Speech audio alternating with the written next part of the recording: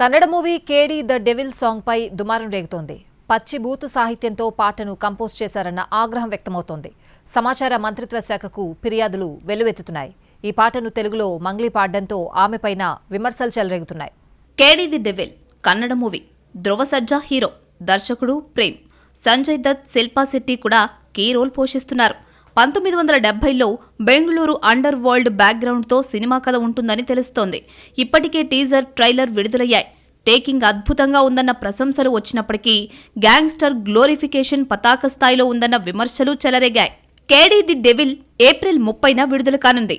తాజాగా ఈ మూవీలోని ఓ item song విడుదల చేశారు. నటి నోరా ఫతేహి పాటలో డాన్స్ వేశారు. అయితే ఆ సాంగులో పచ్చి బూతులు ఉన్నాయన్న విమర్శలు చెలరేగుతున్నాయి.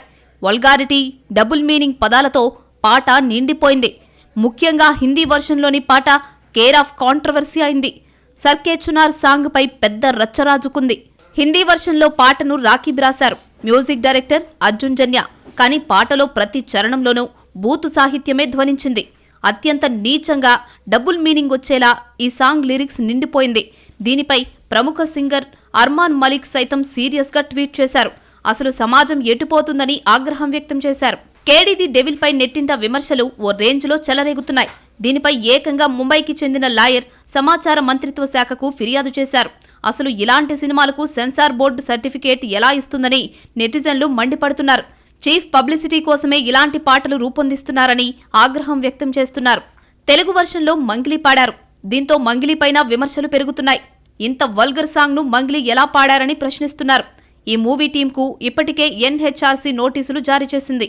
అయితే దర్శకుడు మాత్రం వివాదాలను ఖండిస్తున్నారు.